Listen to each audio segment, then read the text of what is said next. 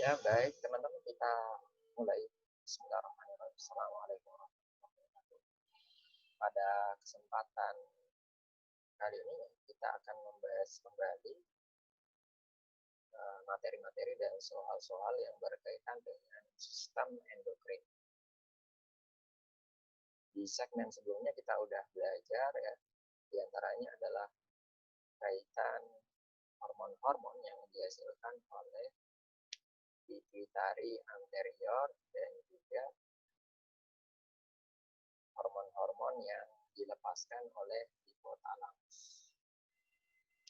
Ya, ada beberapa hormon yang kita skip pembahasannya. Di antaranya adalah hormon yang dihasilkan oleh kelenjar pineal dan juga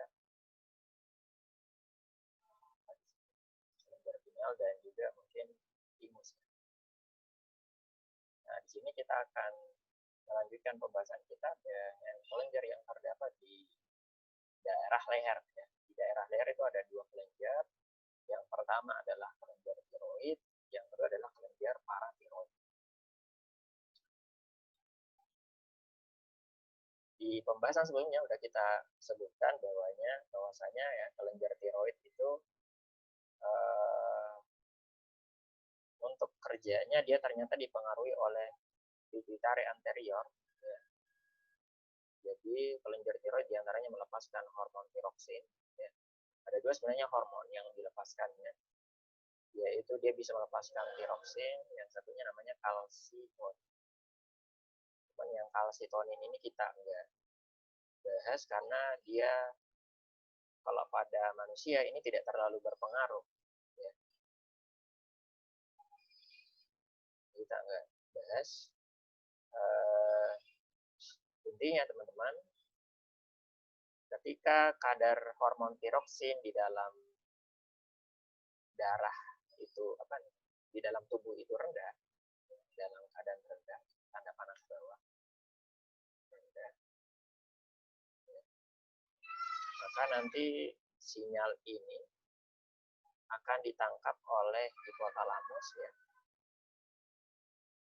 Maka dia akan menangkap sinyal bahwasanya kadar tiroksin rendah, maka dia akan memicu pembuatannya atau sintesis. Kemudian hipotalamus melepaskan salah satu hormonnya yang berkaitan dengan tiroksin, yaitu TRH, thyroid releasing hormone, yang kemudian memicu pituitari anterior sebagai organ targetnya untuk melepaskan TSH. Ya. Sehingga nanti TSH memicu kelenjar tiroid melepaskan tiroksin. Maka kebalikannya, ya, ketika tiroksin jumlahnya banyak, ya, tinggi gitu, jumlahnya tinggi, maka ini akan menekan kerja dari hipotalamus. Ya. Ini negatif, tadi positif. Sehingga nanti hipotalamus akan menurunkan TRH-nya, jumlah TRH-nya atau berhenti menghasilkan TRH, pituitari anterior berhenti melepaskan TSH atau menurunkan jumlahnya, begitu juga kelenjar akhirnya mengurangi produksi tiroksin.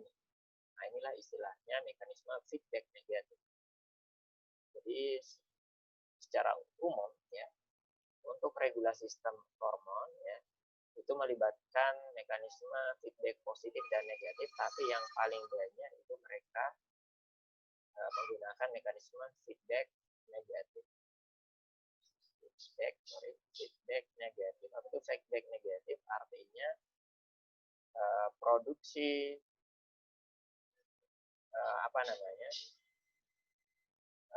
produksi suatu hormon, kalau dia udah banyak gitu ya, udah banyak hormonnya, maka dia akan menekan hormon yang ada di atasnya, yang paling atas atau hormon regulatornya, sehingga ini akan tidak diproduksi, sehingga pada akhirnya hormon ini nanti berhenti juga produksinya karena udah banyak. Jadi kalau udah banyak, buat apa diproduksi lagi? Maka nanti kalau dia udah cukup, udah banyak jumlahnya, maka dia akan menghentikan produksinya sendiri dengan menekan kerja dari hormon regulatornya atau kelenjar regulatornya yang ada di atas. Beda dengan feedback positif, kalau feedback positif itu semakin banyak misalnya suatu senyawa atau hormon, itu maka dia akan menekan yang atasnya agar semakin banyak juga nanti dihasilkan. Contohnya itu tentang proses kelahiran. Ya. Maka nanti penghasilan hormon oksitosin ya, atau estrogen dalam proses kelahiran itu akan memicu kontraksi dinding rahim. Semakin terpicu kontraksi dinding rahim ini akan memicu juga semakin banyak pelepasan hormon oksitosin dan estrogen, sehingga juga akan memicu kontraksi berlebih, sehingga efeknya positif. Semakin banyak produknya, maka akan memicu produk selanjutnya. Berbeda dengan feedback negatif, jika udah banyak, maka dia akan menekan. Maka di sini teman-teman dihasilkanlah hormon tiroksin, di mana organ target tiroksin itu adalah hampir seluruh sel tubuh. Ya. Dia akan memicu metabolisme, peningkatan metabolisme sel tubuh ya, kaitan metabolisme karbohidrat dan metabolisme lipid ya, sehingga nanti akan memicu respirasi seluler ya, sehingga nanti ya jika hormon tiroksinnya normal maka metabolismenya normal. Nah, kalau terjadi kelainan dari sisi jumlah dari tiroksin maka nanti metabolismenya juga akan terpengaruh ya. Misalnya kalau ada orang yang hipotiroksin, maksudnya hiposekresi dari hormon tiroksinnya, jika ia terjadi sejak kecil akan menyebabkan namanya kreatinisme ya. Ini mirip dengan dwarfisme ya, gejalanya mirip, yaitu orangnya pendek ya. Mirip dengan dwarfisme pendek. Nah, bisa pendek karena metabolismenya rendah. Hipotiroksin gitu kan tadi rendah hormonnya, maka metabolismenya juga rendah. Maka dia menyebabkan pertumbuhannya kerdil. Cuman bedanya dengan dwarfisme, kalau dwarfisme itu pendek dan secara mental dia normal, tapi kalau ini secara normal dia terbelakang. Terbelakang secara mental.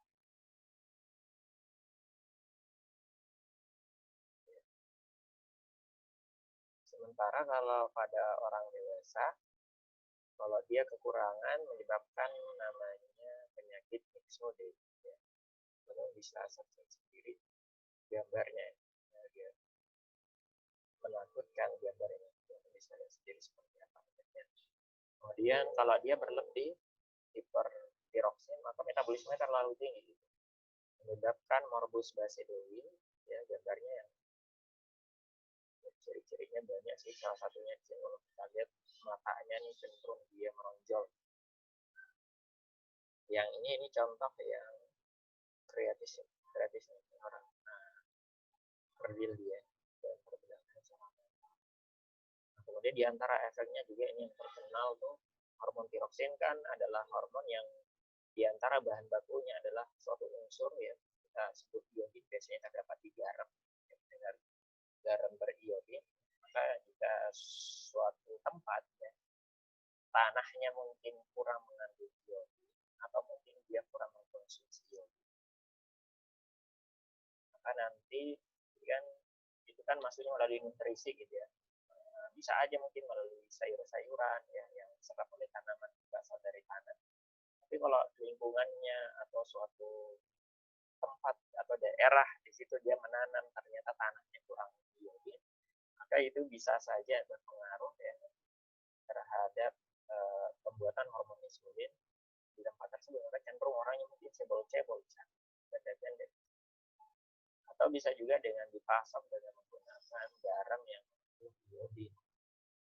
Maka nanti kalau ada orang yang kekurangan iodin dalam dietnya, dalam makannya, maka nanti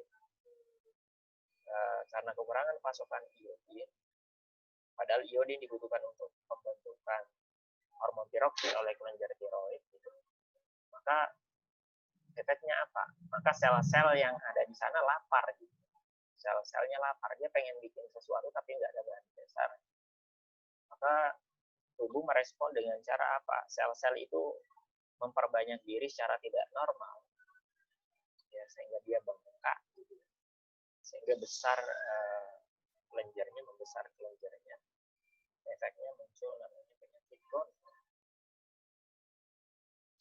Nah, ini ada soal setiap hormon pada tubuh manusia mempunyai fungsi yang spesifik. Kekurangan hormon berikut pada anak-anak yang menyebabkan gejala. Jadi gejala kreatinisme ini maksudnya gejala tubuhnya pendek. Hormon apa yang ada gejala tubuhnya pendek? Pertama tiroksin, betul ya? Ini yang langsung. Kemudian yang kedua, satu benar ya, tiga benar ya. Somatotropin, ini disingkat STH, somatotropin hormon. Atau teman-teman kenal dengan istilah growth hormone atau G. Nah, ini menyebabkan, kalau ini dwarfisme ya. Dwarfisme.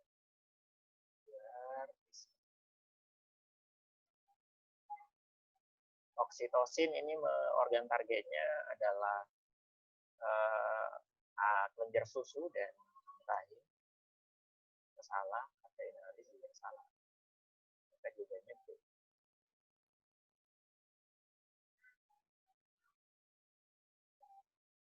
Ya, demikian untuk segmen kali ini. Kita akan lanjutkan pembahasan